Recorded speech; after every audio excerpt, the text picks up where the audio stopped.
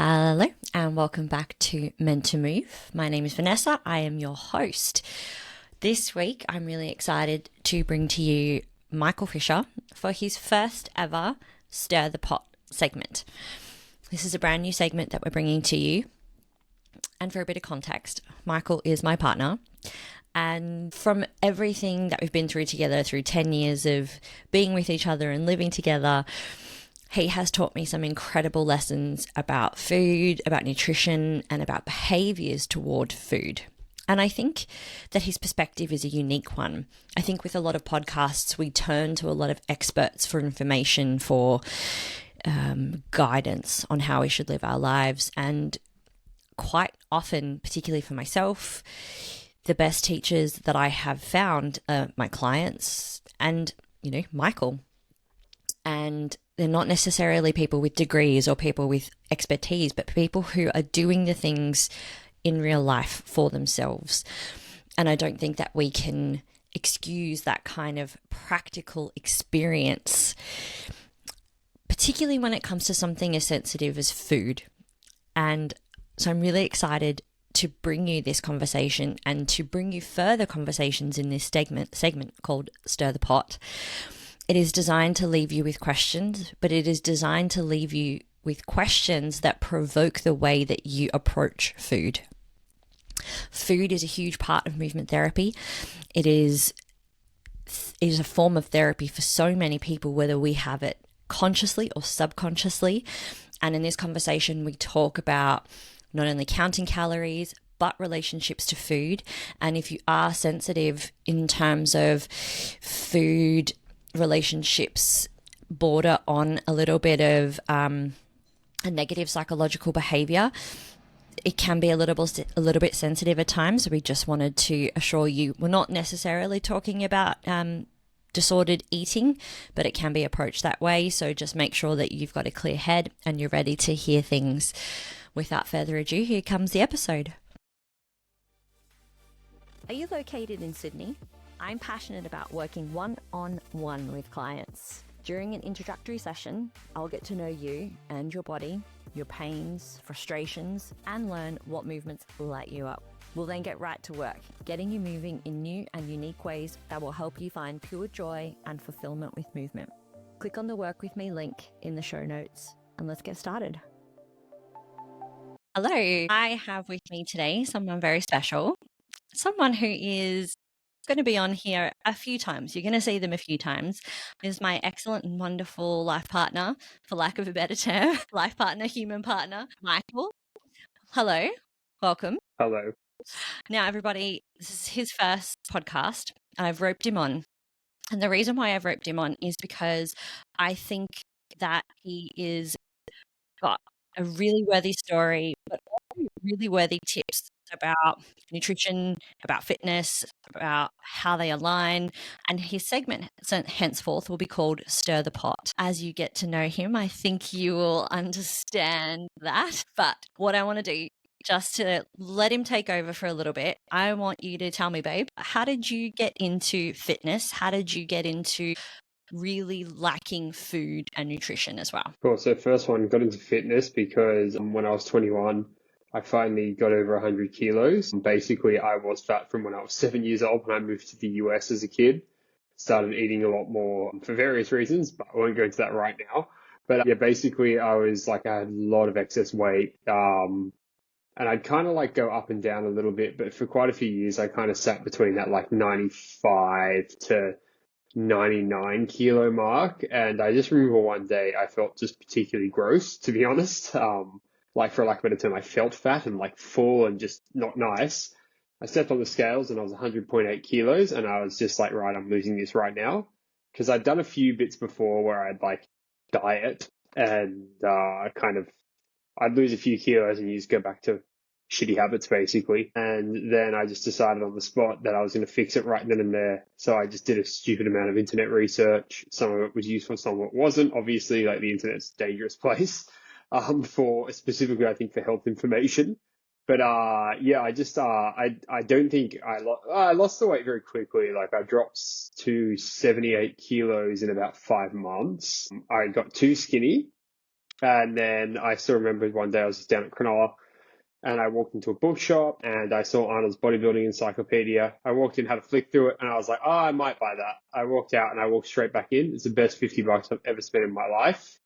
That is a lot. I think it's behind you somewhere still. It's somewhere there. And basically that's one of the best things I've ever bought in my life. That was like genuinely a life-changing experience. I basically on the spot again decided I was going to change my life and get into bodybuilding, which I did for a very long time until I couldn't, basically because of injuries and that sort of stuff. From about 30, so I'm 37. So for the last 7 and a bit years, I haven't really been doing bodybuilding, because of injuries, no other reason. But yeah, now I just kind of concentrate on trying to stay healthy generally. Ideally, I would like to bodybuild again. And what was the second part of the question? I forget. Your food. This is the Oh big God, one. yeah. Okay, so that started basically like I was a very fussy eater as a kid, but I always really liked carb heavy, salty, sweet stuff, right? So as a kid, when we went out to Chinese restaurants and stuff, I would just eat rice like smothered in soy sauce. I'm like, it's fucking delicious. Don't get me wrong. But like you wouldn't know now, considering like I'll eat the ass out of a sea urchin or something. Like when I'm on holiday, I'm like, oh my God, I've never heard of that. Like I'm a food wanker now, I suppose. But yeah, and like from there, I just and I used to really love like Vegemite sandwiches and stuff like that, like sugary yogurts. But I was super fussy, and then I used to have this pasta, like one of the Master Food ones or something, like a cheesy Master Foods pasta. Again, delicious. Like the powdered stuff. So it comes with dry pasta and powdered stuff, and you basically chuck it in one pot with a certain amount of water, and it turns into this like thick, cheesy pasta. And I used to get it made for me now and again, but it wasn't often enough to have it now and again. So I taught myself to cook by cooking that, and I taught myself from there. And now it's kind of hard to get me out of the kitchen. Like I love cooking, as you know, and yeah, it's just that's where it really started, I suppose. And like when I was 21, I got a lot more adventurous with my food. 21, 22, I'd say. Our girlfriend at the time, to be honest, like her ex-boyfriend was a chef or something, so she was a bit more adventurous, which helped kind of open me up a bit. And then once I started, I just kind of never stopped. As like all I think about is food. Oh my God, I want to eat this. I want to eat, like when we're on holiday, to the point where it annoys you sometimes. I'm like, I want to go here to eat, and you're like, it's an hour away. What else is there? And I'm like, the food's there. I don't care.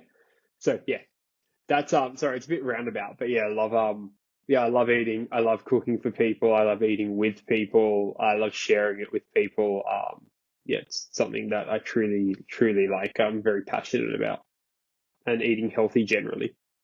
Yeah, I think what really strikes me about how your story, I don't even know if it's different from others, but it's the only version, you're the only person I know who does this. And it's very, very unique, where you started as a bodybuilder, and your nutrition, I suppose, came from that extreme, maybe more extreme dieting, really restrictive bulking, and then really like reducing your calorie content. And the interesting thing for me is what I've learnt about nutrition and dieting and actual foods and food science from you, because I think you're so in depth about it. You like, once you find a topic about food, you dive straight in. And for anyone watching this clip, behind Michael is his bookshelf full of cookbooks. Some of them, yeah. And There's behind more. me is all my books. So what I'm saying is that I think we're both people who like to dive in deeply, and you have taught me so much about food and nutrition and macronutrients and micronutrients, to the point where we are both able to hear information from experts and discern how they make us feel, which I think is what's super important. So for someone listening who maybe has never looked into the world of bodybuilding before, what would you be doing? You didn't compete, but I don't think that that's part of an issue. I think you got to the point where you definitely could have. What's that like, that journey of putting on weight, putting on muscle, eating certain foods, and then restricting that back down? It's amazing. I love it. Like the bulking part's obviously a lot of fun. Like I still concentrated on getting like probably 90% what you'd call healthy food in your diet. Like you were just saying earlier, just on that, like the food thing, like how much I love it. Like when I was like, I guess at peak, I was eating like 3,600 calories a day to stay lean with a 6-pack instead of having an 8-pack. And like but my decision was like, you can almost not see my 6-pack. That's when I needed to cut down. I chose not to compete just because you mentioned that, because I didn't want to actually put myself back into an unhealthy relationship with food. And the cutting side of it, I actually kind of enjoyed, because it's a really big challenge. Don't get me wrong. Like, some days it's shit. Like, specifically like in the last week of it, like I'd usually just do it before we went on holiday. Ego, absolutely. Have an 8-pack when you go on holiday, come back with an 8-pack, still maybe just a 6-pack, but eat whatever you want for a month, do whatever you want. And you just don't, because your body wants to stay lean or your body wants to stay fat, depending on what state you're in. So, yeah, and like, it's not, by the way, like, it's not healthy getting down to 5% body fat. I'm fully aware, but if you do it like for a very short period, and like, I think it's a great personal challenge, but like, you go from eating 3,600 on a base day, like, whereas they're eating like 4,000 calories on a leg day, and you diet down like over 12 weeks, 12 to 15, whatever weeks. And on the last week or two, you're on 1,800 calories and you're still doing heavy lifting. That's hard. To a point.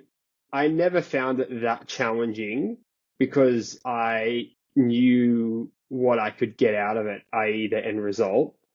And it's kind of like, I think, I don't know who said it, like, I'm talking about the juiced up bodybuilders. I think it might have been Phil Heath. I really like what he said was like, you want to look a certain way, you got to live a certain way. It's that simple. People think, and I'm not talking, like, I never took and I don't have a problem with people taking steroids, by the way, but I never took steroids. I never took anything to like cut fat or anything. I just did it all natural. I did it all just did it by like, well, tracking things and by feel as well.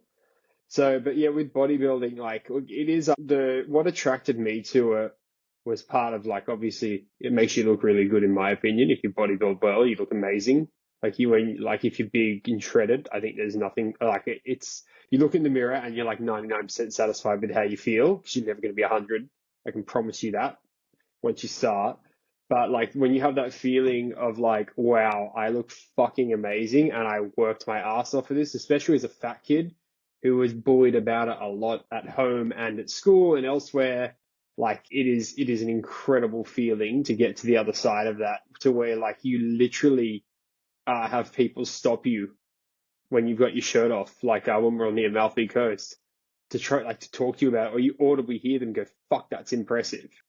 And like, yeah, that's all ego bullshit, I'm fully aware, but it's such a big turnaround, and it does drive you on. And like, I mean, you're like, realistically with bodybuilding too, it's never ending.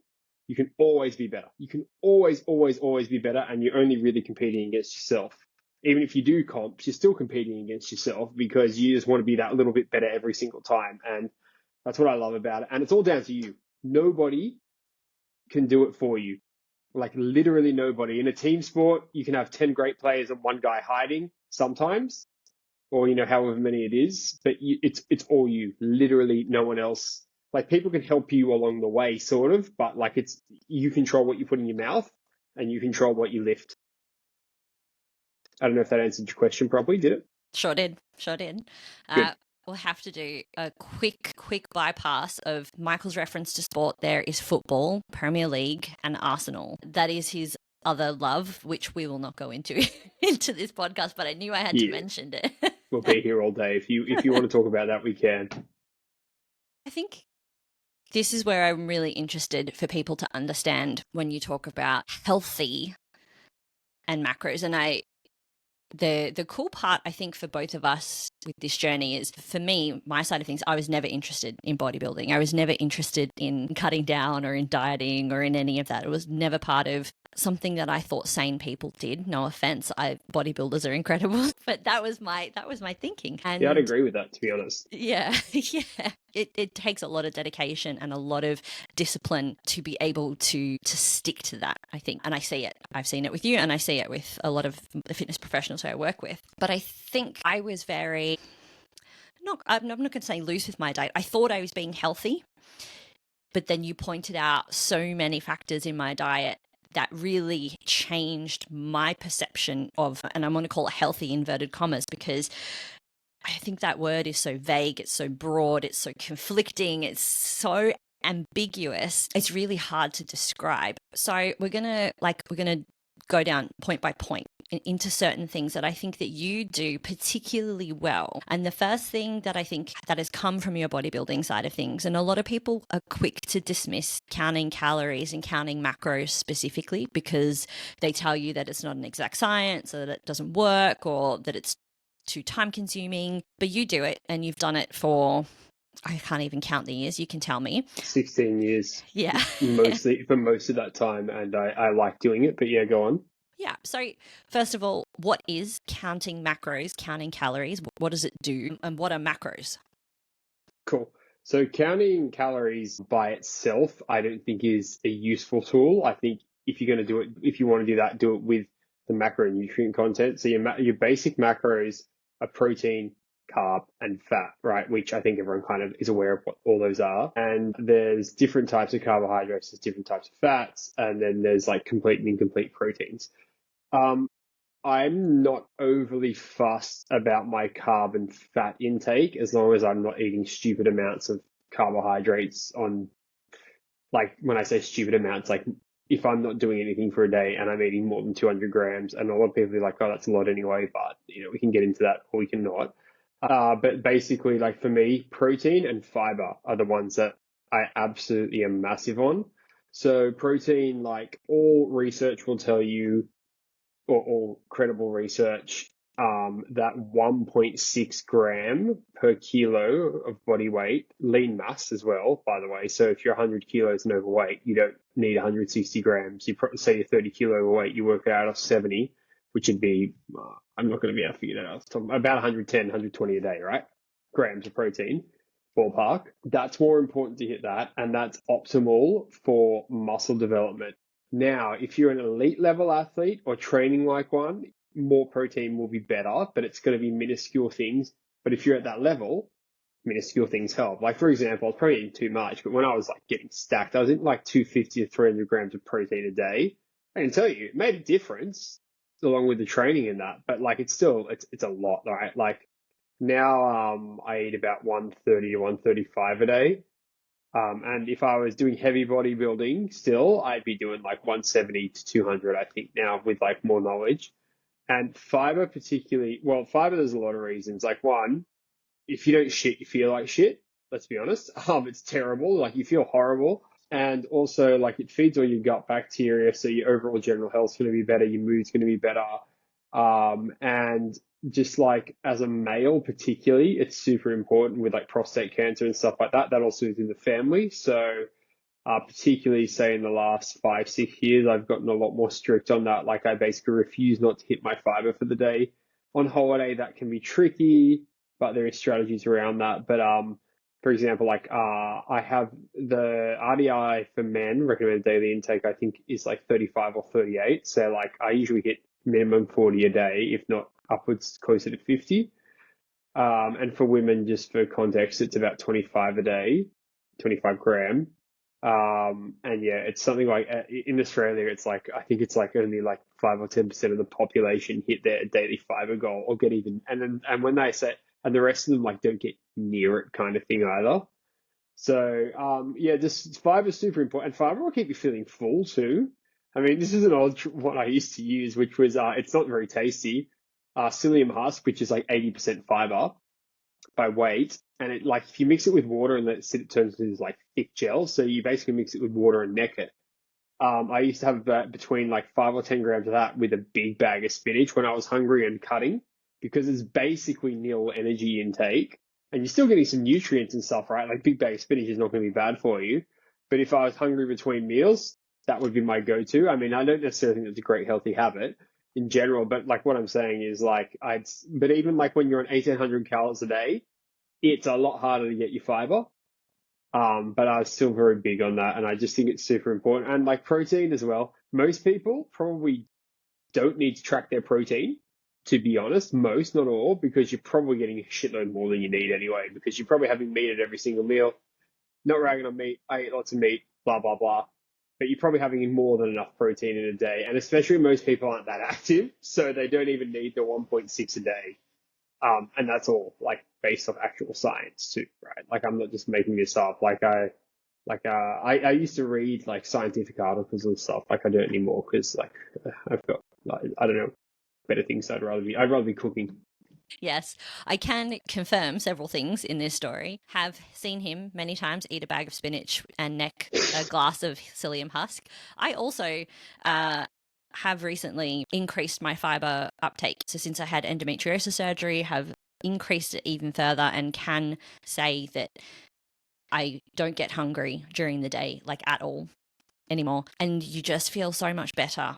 It's feeding your gut bacteria, everything feels a bit more regular. And I think those are factors, when you look at people who count macros, a lot of it can be bro science, a lot of it can be very bodybuilder heavy, and there's not a lot of people talking about it for health. And the first two things that you pointed out were protein and fiber isn't even classified a macronutrient. So a lot of people wouldn't track it anyway. And that's where I think that you do things so differently, and it's super important. Because for me, I would never have thought about fiber, and so many other people are not thinking about fiber. And it's such an important one to include, and it has the potential to make a huge difference in someone's diet, not as in your dieting, as in your overall diet, what you're eating. But there are some interesting side effects with fiber if you increase it too soon. Isn't this correct?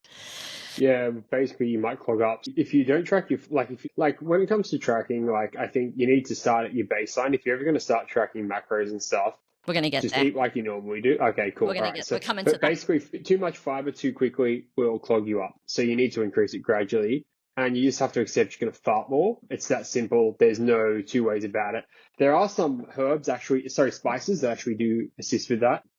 Asafoetida, hing, devil's dung is all three names of it. It isn't the most pleasant smelling, but it's delicious. That and fennel seed, I think, actually help with bloating / wind, as people call it. But yeah, I'm sorry, if you increase fiber a lot too, you can bloat. Bloating after a meal isn't a bad thing all the time. People think that they're bloated, so there's something wrong with the digestion. It's not all like a myth. Fake truth. Yeah, myth. There you go. That's a much better description. Yeah, so increase fiber slowly is the short version. Okay, so you alluded to it. The challenging thing, I think, for most people is if they... Actually, let me start that again. I'm going to say I hadn't tracked my macros ever until I met you. And I didn't track my macros for a little while. I helped you track yours. So we'd weigh food before we cook it. I just write it down for you, or you put it down into your tracker. You use MyFitnessPal. We're not affiliated, by the way, even though I think you should be, considering you've used it for the last 16 years. Now, I've only tracked my macros, I would say, on and off, maybe 2 to 3 months at a time, a couple of times, maybe 2 or 3 times. And every single time I learned something super fascinating, either about food or myself or my own intake. I highly recommend doing it at least once in your life. I think it is a super interesting experiment, particularly if you have a lot of challenges around food and getting enough food in or getting too much food in. So number one, how do I know how many calories that I need to eat a day? Like, where am I going to look? What do I do? And how do I start tracking?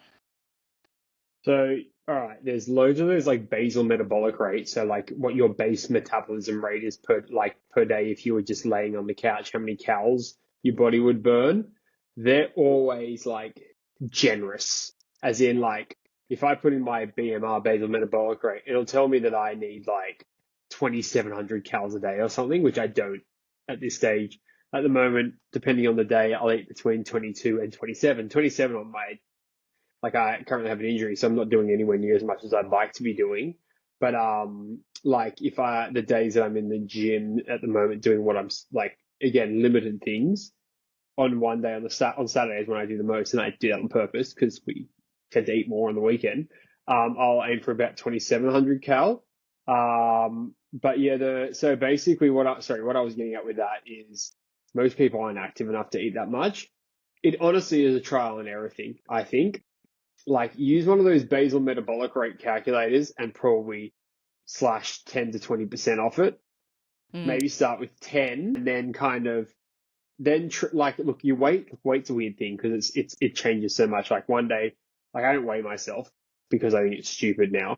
But like one day you might be a kilo heavier than the day before and you're like, oh, I ate a high carb meal. That's just because if you haven't been eating carbohydrates, your glycogen stores go up, which is stored energy in the muscles, which for every gram of glycogen that you have, you hold 4 grams of water.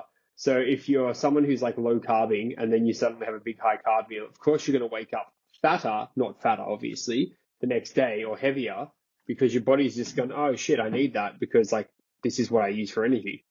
So I would say like with that stuff, like it's basically short version. It's very hard, but just start with like track what you eat for a week or two. Don't worry about like any other one's numbers, and then go, okay, well, I eat, let's say you eat 3,000 calories a day. You're not bodybuilding. Don't do that. It's very high. What I would say is we're going to get into the specifics of macro counting. I have found one website, and I'll pop it in the link in the show notes, that has been pretty good estimate of not only your overall calories, but helps you understand your macro breakdown, which we'll also get into in a second. Precision Nutrition. I think they're incredible. I've done some work with them, like their courses in the past. I think they're very reasonable and they're really smart about the way they go things. And I like moderation and reason. I don't think that you need to be extremes of everything. But you're right, Michael, in saying that you have to figure it out because, you know, I think when I was tracking 4 or 5 years ago, my baseline was about 2,200, but I'm not doing as much as I was doing then. So it'd be less now. But I still, you know, lift quite a lot, and I run around like a crazy person. I have a lot of energy to burn. So everyone's genetics is going to have an implication as well on how much you kind of need day to day. And that can only really be done by trial and error, right? Yeah, and on top of that, what you were just saying about like, I think like people on it is related, going about like, I have a slow metabolism. You like, honestly, I can't say it's any other way than you don't. It's just that you've misused your metabolism and you've mistreated it. And when you start treating it well, it will fire up for like a better term. And like, if you're like me and you love eating, just put muscle on because you can, the more muscle you have, the more you just need to eat to just exist. It's wonderful. You look good and you get to eat a shitload and people go, how do you eat so much? It's like, well, because I'm huge. Like at the time, like I'm huge. That's why, like, look at the size of me. That's why I get to eat a lot and I train hard and like, you know, like there's still discipline around it.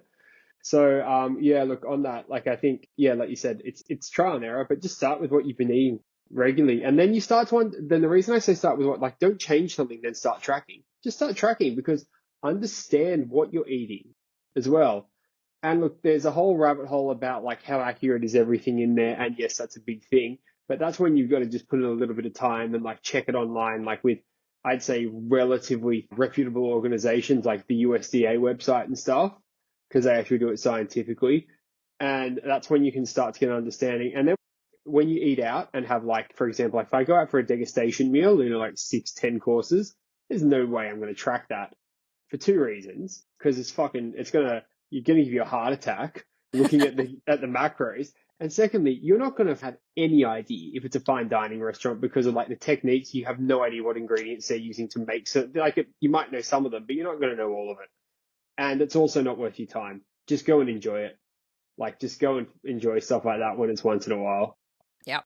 Yep. Okay. Very specific. Let's look at you over a day. What's a regular routine? But also, when you say tracking my macros, how do you do it? You're obviously like you're weighing, you're scanning. Go ahead to like describe, well, we can just describe like one of our kind of regular days. Cool. So, like, let's just go with a Monday to Friday because it's probably a bit simpler to do it that way. So on the weekend, we'll food prep a salad for Monday to Friday with a ton of different veggies, some sort of legume. I've actually got them soaking in a bowl behind me to cook tomorrow. Sorry, in front of me. And then we usually have chicken in it, and then there's a dressing with some sort of vinegar in it. So it basically keeps it for the week. And then we'll have like sumac and all sorts of. Anyway, firstly, it tastes really good and it's super healthy. It's got a lot of protein, it's got a lot of fiber, and it's got a shitload of different plants in it, including nuts and stuff and fruit, like so like a grated apple or something.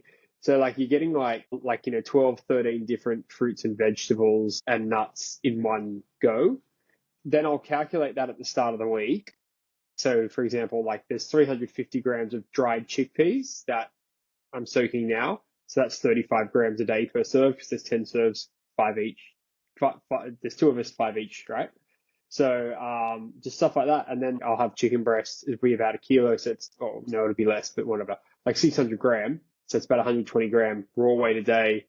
For you, it'll be thigh because you prefer that. Again, same thing. So basically my lunch from Monday to Friday is exactly the same. Some people like that, some people don't. But, you know, that's one thing I will say. It is one of the easiest ways if you want to actually like maintain, gain, or drop weight, anything to do with your weight, if you start food prepping. And make sure, like, and if you're supposed to eat it, eat it.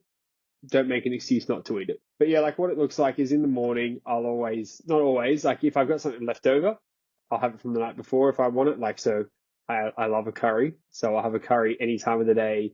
So, but, or I'll just make something, I'll chuck it all together and just macro it up as I go. So when I say macro it up, like I'll weigh the things as I pull them out. For example, like at the moment, recently I've been really random, like gotten back onto corn thins, which I hadn't had for like probably 15, 20 years. So I'll get like 4 of those. I'll like slather some avo on them. I'll make like this quick pea curry, which is basically like a few bits and pieces, like some ghee, some spices, onion, chuck the peas in there, chuck some yogurt in towards the end, mix it all up and smash them up a bit. Put that as another layer. Then maybe some like smoked salmon and whatever else I want to put on top, some nuts or seeds. I'll just weigh everything as I go, build the meal. And then dinner, same kind of thing. I'll usually cook, not all the time, cook enough for 2 nights at a time for us. And I'll just weigh everything as I go. Sometimes I'll plan it ahead. I'll like put like basic numbers in of what I think it's going to be. I'll then edit it, as in when I weigh things at the time. I'm at the point where I can look at something and I can be within 5% accuracy for most things of their weight. So I probably don't need to weigh them, but it's just habitual for me and I quite enjoy it. I can understand why some people would think it's a pain in the ass too. So I actually wouldn't recommend anyone do it forever like I do. Well, not anyone, most people. I'd say do it for 2 to 3 months, go really hard on it, like daily, like I'm describing now, and then just see it just teaches you what's in things if you're doing it like honestly and accurately. And then like I'll have nuts throughout the day or something, so I'll weigh some out and basically I'll hit my overall cal target, like I said earlier, but it'll be mainly to do like protein is non-negotiable, fiber is non-negotiable, carbs and fats, like I said, they can be a bit kind of up and down. And if I know I'm having more like plant sort of protein, I'll try and get a bit of extra protein in on the day, like look for 140, maybe 150 gram if possible. But if not, I'm not overly worried either. I think, this topic is so, like, we could talk for hours about it and not scratch the surface of kind of the nuances between things. But there's a couple of things that you mentioned that I kind of wanted to highlight is the fact that you can guess, and I've seen this in action, he can guess a piece of fruit, how much it weighs. And honestly, it's like he's psychic. He knows within a couple of grams what it is. Psycho. I look at something and I have no clue about how much it weighs. So guessing how much things are, particularly if you've never counted anything before, I think is a really big mistake that a lot of people make when they are starting to count their macros initially, because that's where a lot of these wild inaccuracies can come from. And let's put this in perspective because you would know what this is. If I had 50 grams of avocado versus 100 grams of avocado, roughly how big of a macro difference is that going to be? Cal difference, I think 50 grams is going to be about 90 cal and 100 therefore would be 180. So, and like 50 grams of avo is like easy to mistake for 100 as well, specifically if it's like squashed up and stuff too. And like, obviously we're not trying to demonize avos. Avos are rad. They're really good for you. They're delicious, but they're relatively calorie dense, right? And like, I think that's what's lost on people. But so just on calorie density, just while we've got it, take it on face value because that's where it can get really, really hairy. Yeah, but I think that was one of my biggest learnings when I did this for the first time. It was actually looking at the tracker, at the data and going, holy shit, I put 2 tablespoons of olive oil and that's like a couple of 100 calories right there. And 240. There you go.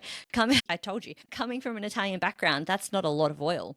That's, that was a little bit of oil. And for someone who is obviously looking to be healthy, olive oil is excellently nutritious, has fantastic all of these other polyphenols and antioxidants. But quantity is never really spoken about when we're talking about health. And quantity makes up a huge part of what we're eating, and your plate size and your serving size makes up a huge portion of your health. And that's where I think that, if you're confused about food, and if you're confused about what's healthy and all of these other factors, I love the message that you've got is that, calorie counting it's not going to solve all of your problems, but it does really give you a deeper understanding about what goes into things, particularly I think when we're scanning things like sauces and things like that, like pantry staples. Like, it's wild when you look at something like a teriyaki sauce or those pre-made sauces, essentially what comes up in those. And also, just like you look at the ingredient lists on a lot of them, and like full context, we have a lot of these sauces at home. It's just that we don't slather them on everything every day. Again, like, there's no food, in my opinion, that you can't eat. It's just being aware. And look, I can tell you this from personal experience. If you don't eat something because someone told you it's bad, like you have like a PT that says you can't eat that, it's like pizza's bad. Firstly, you're going to want pizza, because who doesn't fucking want pizza? And secondly, like, it's just, if you love something, find a way to fit it into your diet. It's just how much you have, right? Like, the poison's in the dose with anything in life. So, for example, I love chocolate. Like, chocolate, I fucking love, right? Like, I cannot tell you how much I love chocolate, but I used to deprive myself of it. And then, so basically, like, when I was like 21 or 20 or somewhere around that age, and when I got too skinny, I used to, every Saturday, pretty much without fail, I'd buy half a kilo of beef mince, some kidney beans, some fucking old El Paso mix, some cheese, some sour cream, and a whole bag of Doritos. And I'd make a nacho dish out of that. I'd nail that whole thing.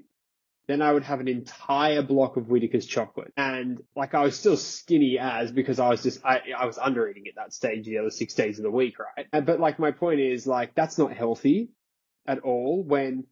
If you just think about that, maybe just have not half a kilo of beef mince, maybe have 100 grams of it with less corn chips, and have it you can have it 5 times during the week and get the same net effect.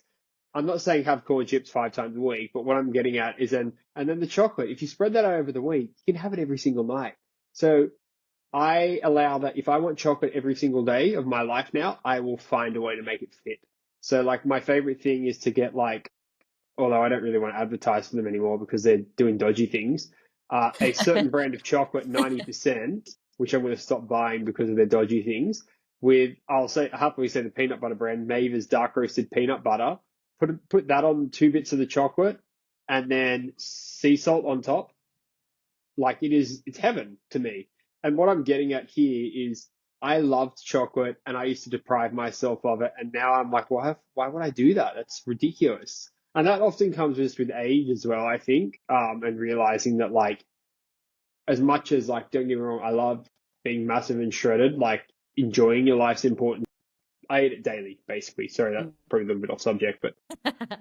No, I think this, we probably won't get to it today, but we also talk a lot about the psychological and the emotional impacts of food, because we use food as a way to connect with each other, as a way to connect with our friends and family. It's an important social construct. And the problem that we have with diet culture and fitness influencers and people telling you that you can't eat certain things is that it puts stress around certain foods, and it creates shame around a food. And those things are really hard to break from. Those emotional triggers, those comfort foods, those things that, and we'll get into the psychological side of food perhaps at a later date. But all of the research, the more psychological side of the research when it comes to food deprivation, have said that trigger foods, as soon as you take them away, they become more triggering. They become more of your relapse food. They become more of the thing that you're going to binge on, that you're going to want to crave because you've taken it away. Been there. Yeah. I can tell you I don't research is great. And I think sometimes research is also not great, as in sometimes it can be skewed. But I can tell you from very personal experience, sorry to interrupt you, but it is so shit to do that to yourself. and then like you inhale a whole block of chocolate, and I used to fucking inhale it. Like I loved it when I ate it, but I like it's not real enjoyment.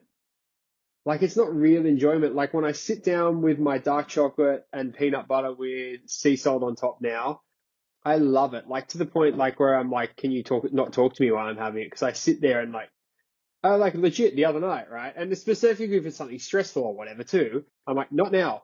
This is like my enjoyment time. And it's for like 2, 3, 4, 5 minutes, if that. But it's just, I sit there and like, I really just try and enjoy it. And that takes away its control over me, or a lot of it, maybe not all of it, to be completely honest, but it takes away a lot of the control over you when you go, no, I'm going to decide to have this and I'm going to have this amount of portion. And this is where the macro side comes into it. Because if I have 20 grams of said chocolate with the 16 to 20 grams of peanut butter, it's ballpark about 210 cal. It's 10%, just under 10% of what I eat on a non-active day. So not much, right? And if you can't fit your food around that, and the easiest way if you want to eat more, just eat a shitload of vegetables because you'll be able to eat more. And like the volume of food I eat on some days when I'm down at 2200 cal, like if I'm not doing any sort of like muscular work, like lifting or whatever, like it's crazy sometimes. You see like the volume of food and people must think that I'm eating like stupid amounts of like calories, but I'm just not.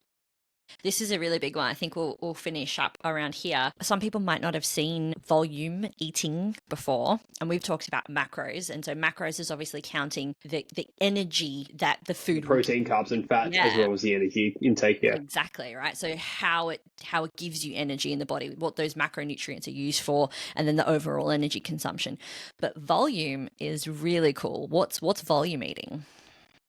Well, for lack of a better term, is if you're used to eating a lot and you're used to eating a lot of like ultra processed foods or foods that don't really satisfy you, if you start eating vegetables and like leafy vegetables specifically, they're going to fill you up. Or anything with a lot of fiber. Leafy vegetables, like I guess per gram, don't have as much fiber as maybe some other things.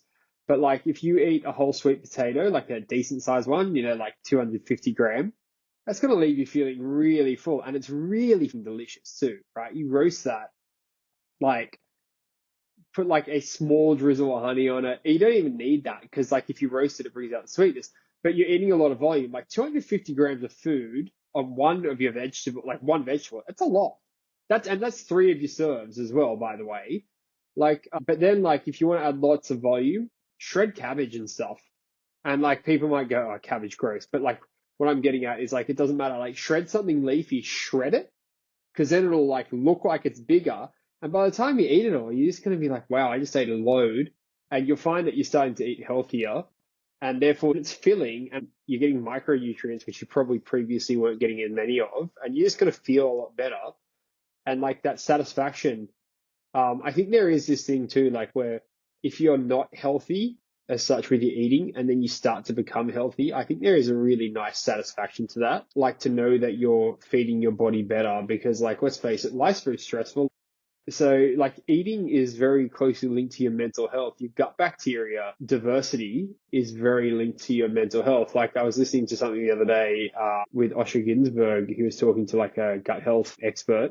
And he was saying that people with like anxiety, depression and stuff, when they're at their worst particularly, you study their gut bacteria, the diversity is shot to shit, whether or not it's their diet or not. But if they eat better, it helps improve their mood.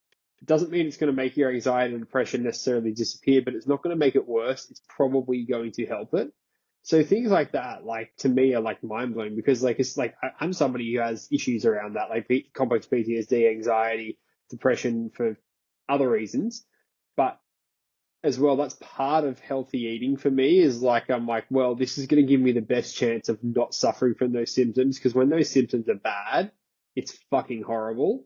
And so it's really like, to me, it's super important to feed it, to like, to feed myself well, to try and help myself not go through things. And also just like, as I said, I've had a lot of injuries and stuff for various reasons. So if I'm not feeding myself well, then like, I don't think it's going to be a better outcome.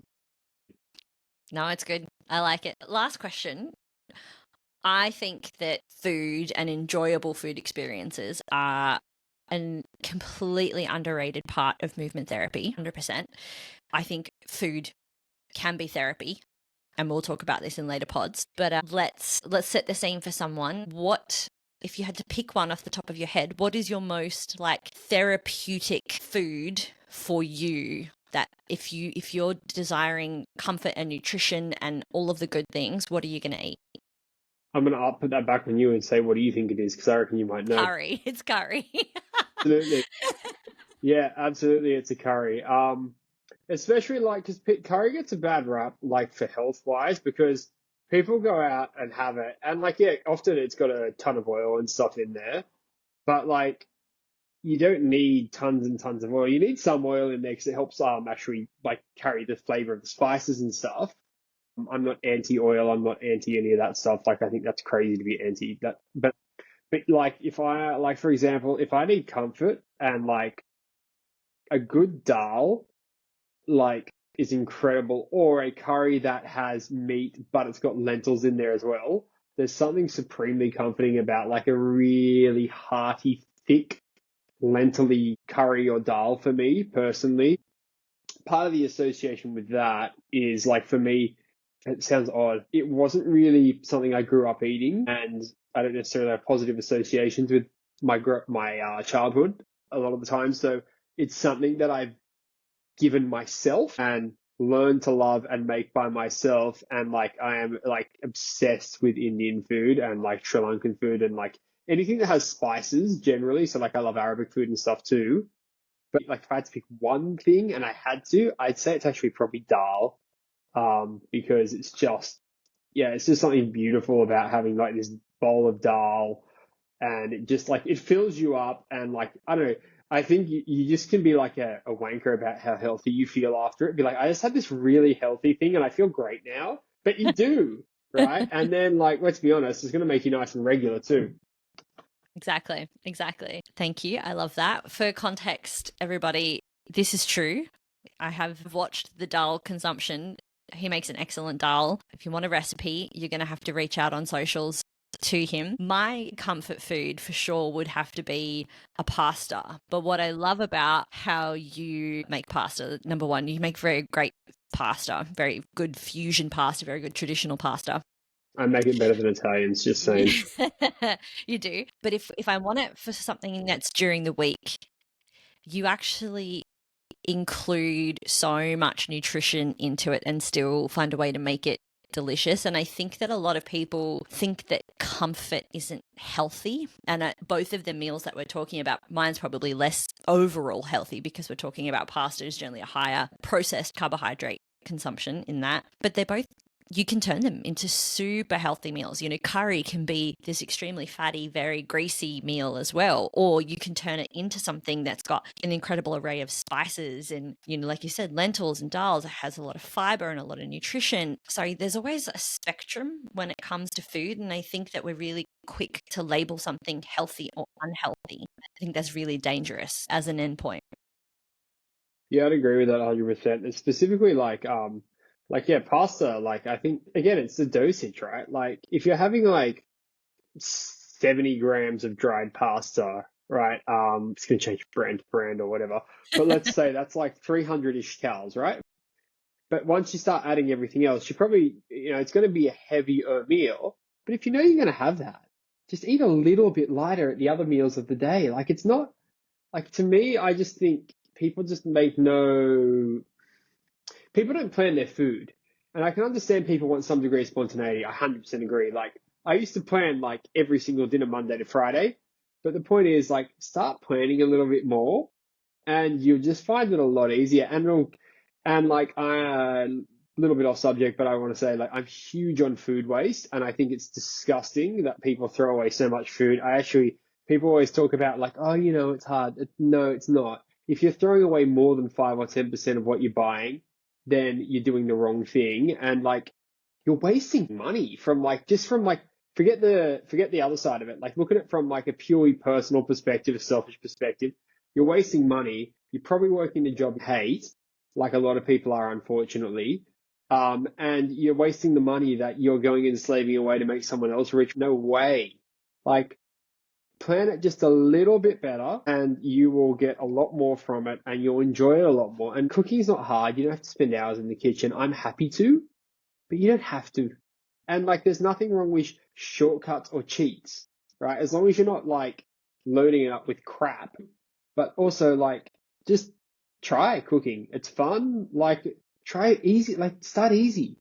Don't start trying to make something that you know is hard and is going to take you 3-4 hours because you can get the shits. Like it really is. Just build up to it and just do basic stuff. And even if it's once a week, start at that because it's better than if you're doing nothing a week and you're getting Uber Eats every night. Think of all the money you could save. You'd spend that on a holiday. You'd go to Italy and eat for a month. Do that. That's way better. Eat out for a month in Italy or Spain or Thailand or something. Go do cool shit. I love it. Yes. So I think that we're going to have a lot of questions from this. And I think the questions Like what the fuck's he talking about? What is he talking about? Exactly. No, but in general about macro counting or fiber or any of the things that we've said. So if you have questions, great, because that will help direct the next podcast and our topics and what we're going to talk about. So please feel free, DM me, DM Michael, reach out on Meant to Move podcast. Thank you, Michael, for your very, very honest and I love your direct approach. You know, he means well, everybody, but he will be to the point.